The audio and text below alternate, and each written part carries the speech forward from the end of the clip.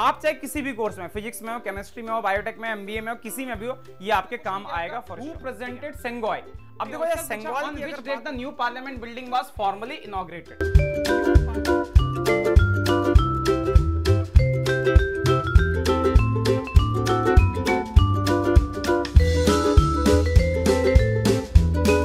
Hello everyone, good evening, sorry good morning, good evening, good afternoon, जब आप ये video देख रहे हो।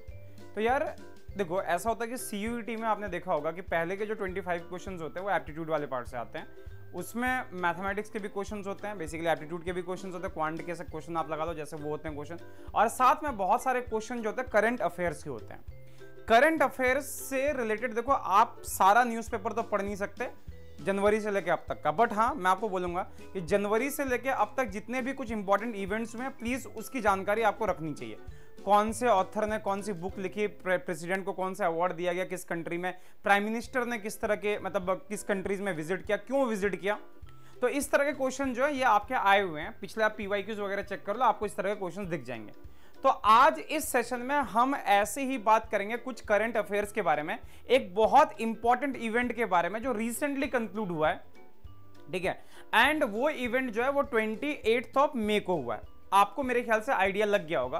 तो पहले उस इवेंट के बारे में बात करते हैं, क्योंकि पिछले 6 महीने का one of the hottest event ये आपका रहा है, ठीक है। बहुत ही इंपॉर्टेंट इवेंट रहा है ये, that is inauguration of the new parliament building, ठीक है। तो नए पार्लियामेंट बिल्डिंग का इनॉग्रेशन हुआ है, तो उससे रिलेटेड जितने करंट अफेयर्स होंगे उनको हम डिस्कस करेंगे एमसीक्यू प्रॉब्लम से, ताकि ऐसा हो कि अगर एक बार इस वीडियो को आप देख लोगे ना तो आपके दिमाग में रहेगा कि हाँ भाई ये चीजें हुई है, तो आप अगर 4 ऑप्शन रहेंगे तो एक टिक तो पक्का आप मार के आओगे, ठीक है। तो अच्छा स्कोर आप कर सकते हो इसके थ्रू, ठीक है। तो प्लीज अगर वीडियो अच्छी लगे तो प्लीज वीडियो को लाइक कर देना, चैनल को सब्सक्राइब कर देना, हमारे टेलीग्राम ग्रुप को ज्वाइन कर लेना, CSR नेट, IIT जैम, इनके अगर बैचेस ज्वाइन करने आपको तो अनअकैडमी पे आप मेरे को जाके फॉलो कर लेना, ठीक है। और बाकी इस चैनल को तो प्लीज सब्सक्राइब कर लेना, क्योंकि आपके लिए फ्री है बट मेरे को बहुत ज्यादा हेल्प मिल जाती है। तो भाई ये है आपका न्यू पार्लियामेंट बिल्डिंग, जो आपको दिख रहा होगा ओल्ड पार्लियामेंट बिल्डिंग के जस्ट सामने, है ना। सेंट्रल विस्टा प्रोजेक्ट के नाम से ये आपका आया हुआ था, ये पूरा है आपका इस बार का, ठीक है। तो ये है इससे रिलेटेड, ये आपका हो गया न्यू पार्लियामेंट, वो आपका हो गया ओल्ड पार्लियामेंट, ठीक है। अच्छा, तो भाई देखो यहाँ पे जो इंपॉर्टेंट चीजें हैं वो आप यहाँ पे समझ लो कि देखो सबसे पहली बात है, जो इंपॉर्टेंट बात है उसके बारे में एक बार यहाँ पे डिस्कस कर लो। देखो सबसे पहले यहाँ पे जो न्यू पार्लियामेंट बिल्डिंग है, इसमें आपकी सीट कैपेसिटी इंक्रीज हुई है। जो आपका ये जो नया पार्लियामेंट बिल्डिंग है, इसमें टोटल 888 मेंबर्स ऑफ पार्लियामेंट जो है वो लोकसभा में आ सकते हैं, 3 times the capacity of the current Lok Sabha, मतलब जो ओल्ड पार्लियामेंट बिल्डिंग है उसके कंपैरिजन में 3 टाइम्स। और राज्यसभा जो है इसमें टोटल 384 की कैपेसिटी है, addressing the need of additional space for future MPs. देखो अब इसका रीजन क्या है, क्योंकि देखो हमारे जो अभी का जो हमारा सिस्टम है पार्लियामेंट में, जो हमारे मेंबर्स हैं वो बहुत पहले का आपका पॉपुलेशन सेंसस जो आया था उसके अकॉर्डिंग पार्लियामेंट के सीट्स अलॉटेड है। अब भाई उतने टाइम से अभी बहुत ज्यादा चेंजेस आए हैं, पॉपुलेशन बहुत सारे स्टेट्स ऐसे जहां पे पॉपुलेशन बढ़ी है, बहुत सारे स्टेट्स में पॉपुलेशन जो उस रेट से नहीं बढ़ी है जैसी बढ़नी चाहिए। तो भाई ऐसा है कि अगर नया सेंसस के अकॉर्डिंग अगर पार्लियामेंट में पार्लियामेंट मेंबर्स जो अगर लाए गए तो ऑब्वियसली चेंज बहुत ज्यादा हो सकता है, ठीक है। मतलब नंबर ऑफ पार्लियामेंट मेंबर्स जो है बहुत ज्यादा बढ़ सकते हैं, बहुत सारे स्टेट में ये घट सकता है, ठीक है। तो उसके अकॉर्डिंग जो है अभी न्यू पार्लियामेंट बिल्डिंग जो है इसमें सीटिंग कैपेसिटी को बढ़ाई गई है, आपको इस बात का ध्यान रखना है, ठीक है। अच्छा, उसके बाद आपका हो गया एब्सेंस ऑफ सेंट्रल हॉल। अब यहां पे सेंट्रल हॉल नहीं रहेगा। अच्छा, ये इतना इंपॉर्टेंट नहीं है सेंट्रल हॉल रहे ना रहे, इससे रिलेटेड क्वेश्चन नहीं आएगा। अर्थक्वेक प्रूफ कंस्ट्रक्शन, जनरली जितने भी कंस्ट्रक्शन बड़े बनेंगे भाई इतना खर्चा कर रहे हो, 1000-1500 करोड़ अगर खर्चा किया जा रहा है, और इतना नहीं हुआ, मतलब 800 कुछ करोड़ का खर्चा हुआ है, तो अगर खर्चा हुआ है तो ऑब्वियस है कि इनको अर्थक्वेक प्रूफ बनाया जाएगा। तो ये कोई नई चीज नहीं होती, बट नई चीज क्या है यहाँ पे देखो, peacock and lotus flower theme. Old parliament building में लोकसभा राज्यसभा का थीम कुछ और था और यहां पे थीम कुछ और है, उसको रीड कर लो। The Lok Sabha and Rajya Sabha in the new parliament house will showcase distinct theme. The Lok Sabha will incorporate the national bird. Lok Sabha में नेशनल बर्ड जो है मोर के, आप अगर उसका इमेज देखोगे ना तो आपको दिखेगा वहां पे मतलब पीकॉक साइज का थीम बना हुआ ऊपर में आपको वो दिखेगा, ठीक है। और जो आपका न्यू जो आपका राज्यसभा है ये आपका फीचर करेगा द लोटस का। आपको कमेंट सेक्शन में बताना है कि ओल्ड पार्लियामेंट बिल्डिंग जो है उसका लोकसभा और राज्यसभा जो है वो किसके थीम पे बना हुआ है, ये आपको इसका आंसर देना, ठीक है। कमेंट सेक्शन में ये आंसर दोगे। ठीक है। मॉडर्न टेक्नोलॉजिकल फैसिलिटीज, ऑब्वियस सी बात है ये सारी चीजें आपकी होगी। इको फ्रेंडली आपके इनिशिएटिव्स हैं, कुछ कुछ हैं, ये सारी चीजें इसकी जरूरत नहीं है आपको। इनहैंस्ड कम्युनिटी रूम, ये सारी चीजें होंगे। मीडिया फैसिलिटीज, मेरे ख्याल से इन सारी चीजों में कोई बड़ी बात नहीं है, ये सारी चीजें एज इट इज, जिनको याद रखने की बहुत ज्यादा जरूरत नहीं है, ठीक है। अच्छा, आर्किटेक्चरल डिजाइन, ये बहुत इंपॉर्टेंट आपके लिए। देखो, आर्किटेक्चरल डिजाइन एंड कंस्ट्रक्शन की बात करें तो the construction of the new parliament building is undertaken by Tata projects limited. Tata projects limited ने इसका कंस्ट्रक्शन कर रखा है, बात ध्यान रखना इसका, ठीक है। With the design by HCP design planning and management private limited, the total area of the construction is this much. तो आई होप ये सारी चीजें आपने पढ़ ली। अब चलते हैं इसके एमसीक्यू प्रॉब्लम्स की तरफ कि इससे कैसे कैसे एमसीक्यू प्रॉब्लम्स जो है वो आपके आ सकते हैं। और कुछ ये चीजें हैं, अगर इसमें ध्यान देखो तो इसमें ये आपका पेपर कट है। लोकसभा में 888 सीट्स हैं, राज्यसभा में 384 सीट्स हैं। थीम इंटीरियर लोकसभा का पीकॉक हो गया, राज्यसभा का लोटस हो गया, ठीक है। और उसके बाद सेंट्रल लॉन जो ये बनियन ट्री से आपका बना हुआ है, बनियन ट्री का थीम एक्चुअली। टोटल एरिया जो है 64,500 स्क्वायर मीटर है, ठीक है। मेन स्पेस आपका हो गया लोकसभा, राज्यसभा और सेंट्रल लॉन्च। और यहाँ पे तो कुछ है नहीं। और एस्टिमेटेड कॉस्ट 971 करोड़ है, जो कि अप्रोक्सीमेटली 900 से कम ही पड़ा था, ये आपका कॉस्ट था, ठीक है। तो ये सारी चीजें आई होप बोले। कॉन्ट्रैक्टर जो है टाटा प्रोजेक्ट लिमिटेड है। आर्किटेक्ट जो किया आज HCP design planning and management हो गया, और उसका डेडलाइन अक्टूबर 22 में ये आपका पूरा होना था, बट अभी ये आपका पूरा हुआ है। तो भाई अनअकैडमी पे इस क्यूआर कोड को स्कैन करके आप आराम से इस क्लास को ज्वाइन कर सकते हो। बाकी IIT जैम का नया बैच जो आपका 26 मई से आपका स्टार्ट हो चुका है, आप इसको ज्वाइन कर सकते हो। और गेट का नया जो बैच जो है वो आपका स्टार्ट हो रहा है। IIT गेट PCM जो है ये बिल्कुल नई कैटेगरी है जो अनअकैडमी पे लॉन्च हो रही है। वापस आते हैं क्वेश्चंस पे। तो भाई देखो क्वेश्चंस कैसे कैसे हैं, ये हमारा शिखर बैच जो गया जो हमारा स्टार्ट हो रहा है। सबसे पहला क्वेश्चन आपके पास, recently prime minister of India unveiled the new parliament building, when was the old parliament building build. जो पुराना पार्लियामेंट बिल्डिंग है वो किस साल बना था। ऑब्वियसली न्यू को ओल्ड से रिलेट किया जाता है, ऐसे क्वेश्चंस आ सकते हैं। ऑप्शंस आपके पास जनवरी 18, 1926, जनवरी 18, 1927, जनवरी 18, 1928 और जनवरी 18, 1930, ठीक है। तो ये चार ऑप्शन है। आंसर आपको पता तो अच्छी बात है, नहीं पता तो ये रहा आंसर, मुझे भी नहीं पता, सही बता दो। तो ये आपका बना ऑन 18 जनवरी 1927। 18 जनवरी 1927 का आपका ओल्ड पार्लियामेंट बिल्डिंग है, ठीक है। और इसको बनाया गया था सर भूपेंद्र नाथ मित्रा हो गया, member of the government central excellence, जो भी है in charge of department of industry. ये सारे नाम इंपॉर्टेंट नहीं है, लेकिन हाँ आपका लॉर्ड इरविन याद रखना, लॉर्ड इरविन के टाइम पे ये बना, जो उस टाइम के वाइसराय थे। एक्चुअली जो आज का राष्ट्रपति भवन है उसको वाइसराय हाउस कहा जाता था उस टाइम पे। तो लॉर्ड इरविन ये नाम याद रखना। ऊपर वाला नाम मुझे नहीं लगता कि ये पूछा जाएगा। हाँ ये पूछा जा सकता है कि ओल्ड पार्लियामेंट बिल्डिंग जो है उस टाइम पे इंडिया का वाइसराय कौन था, ये क्वेश्चन पूछा जा सकता है। और लॉर्ड इरविन फेमस नाम है, तो ध्यान रखना इस चीज का, ठीक है। अच्छा चलते भाई अगले क्वेश्चन की तरफ। तो अगला क्वेश्चन क्या आपका, हु प्रेजेंटेड सेंगोय।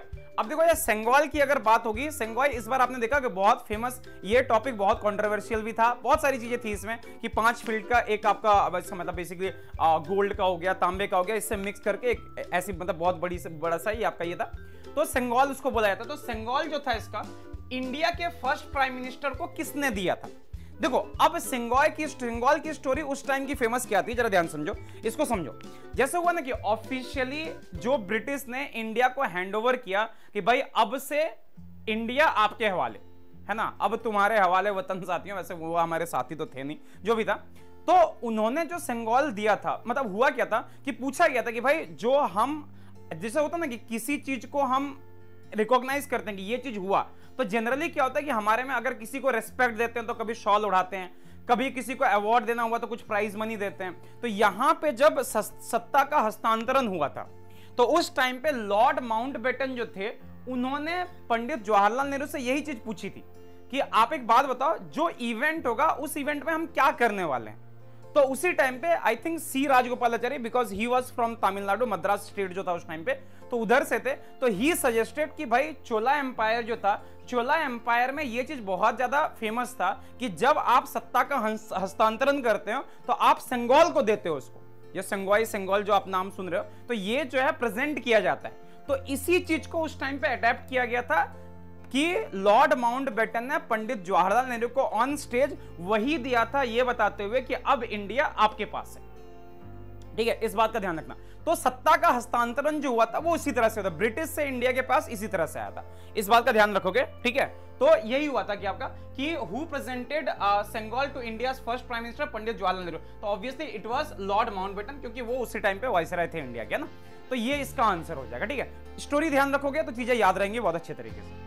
ठीक है, उसके बाद फिर आगे अगर यहाँ पे बात करें, लॉर्ड माउंटबेटन प्रेजेंटेड, ये आपका हो गया। उसके बाद अगला क्वेश्चन है, what is the name of the state of the art hall in the new parliament building. जो स्टेट ऑफ द आर्ट जो आपका न्यू हॉल है उसका नाम क्या है? Lok Sabha hall, constitution hall, parliamentary hall and Rajya Sabha hall. Obviously इसका आंसर क्या होना चाहिए? It should be parliament building. Parliament building जो है ये सॉरी कॉन्स्टिट्यूशन हॉल जो है ये इसका नाम है। जो आपका state of the art, state of the art का मतलब हो गया कि जैसे मतलब स्टेट ऑफ द आर्ट को कैसे समझा, हम रिसर्च पेपर में इस टर्म को बहुत ज्यादा यूज करते हैं। ठीक है, तो मतलब नए तरह से अच्छे तरीके से जैसे होता ना कि उन चीजों को, तो उसका उस जो बिल्डिंग का नाम है that is called constitution hall. Constitution hall जो है इसका नाम है, इस बात का ध्यान रखोगे, ये इंपॉर्टेंट क्वेश्चन है इसमें। ठीक है, उसके बाद पूछा on which date the new parliament building was formally inaugurated. New parliament building किस दिन इनॉग्रेट किया गया था? डेट याद रखना 28 ऑफ मई 2023। ठीक है, तो 28 ऑफ मई 2023। पूछा जा सकता है किसका उस दिन बर्थडे था, तो बर्थडे जो था दैट वाज ऑफ सावरकर, है ना, वीर सावरकर, जिसका नाम भी वीर सावरकर, आपको पता है फ्रीडम फाइटर थे, तो उसका उनके नाम पे ये आपका इनॉग्रेट किया गया था, मतलब उसके बर्थडे के दिन इनॉग्रेट किया गया था। उस दिन को मार्क करने के लिए नहीं, अब पता नहीं ऐसा तो कहीं मतलब फॉर्मली बोला नहीं गया कि उसी दिन को मार्क करने के लिए, बट हाँ हो सकता है कि कोइंसिडेंस था वो कि 28 ऑफ मई को इसका इनॉग्रेशन हुआ, 28 मई को ही वीर सावरकर का बर्थडे। ठीक है, बात ध्यान रखोगे बहुत अच्छे से। अच्छा, अगला क्वेश्चन आपका बनता है, ये आपका हो गया। उसके बाद है the new parliament building will be spread across an area. कितने एरिया में ये फैला हुआ था इसके बारे में हमने बात करी थी। 64,500 स्क्वायर मीटर, एकड़ मत बोलना, 64,500 स्क्वायर मीटर, ये डेटा वहां से हमने लिया हुआ, उठा के रखा हुआ है। ठीक है, टाइम्स ऑफ इंडिया और हिंदू का वो कट था, उसके थ्रू यहाँ से लिया हुआ। ठीक है, तो ये आप ध्यान रखोगे इसका बहुत आराम से। अगला क्वेश्चन आपके पास, which of the below mentioned points are true about the Sengol. Sengol के बारे में कौन सी बातें सही है? सेंगोल को मैंने आपको बताया कि सत्ता का हस्तांतरण और ये सारी चीजें होती है, चोला डायनेसिटी में ये सारी चीजें हुआ करती थी। ठीक है, तो यहां पे दिया this is it is a symbol of just and fair rule. Just and fair rule मतलब बराबरी का जो है रूल है, ये आपका होना चाहिए। Had been used to mark the transfer of power. Obviously transfer, it is a symbol that governance should be just and as per policies and on the path of duty.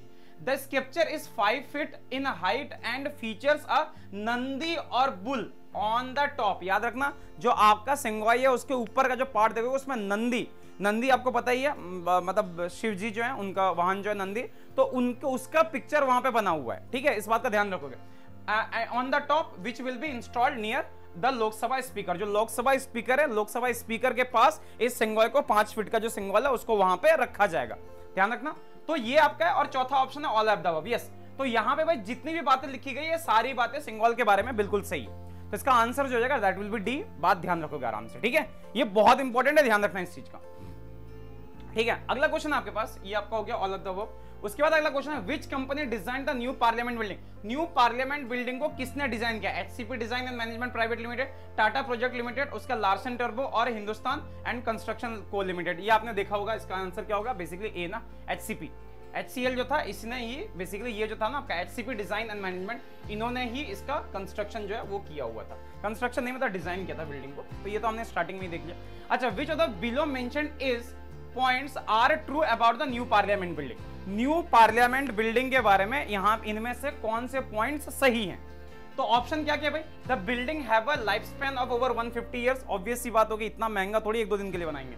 ठीक है, it has a hexagonal shape and is designed to withstand earthquakes. Obviously it will feature 888 seats in the Lok Sabha, obvious है, and 384 in the Rajya Sabha and all of the. Obviously इसका answer क्या होगा? All of the. सारे यहाँ pay feature रहते हैं, but एक एक फीचर याद रखना, हो सके वहां पे फीचर्स में कुछ और दे दिया जाए। तो ये चारों फीचर, तीनों फीचर जो बहुत अच्छे से आप याद रखोगे। ठीक है, अच्छा उसके बाद अगला आपका क्वेश्चन क्या है? That is in the new parliament building a MP will be able to speak in any of the scheduled language।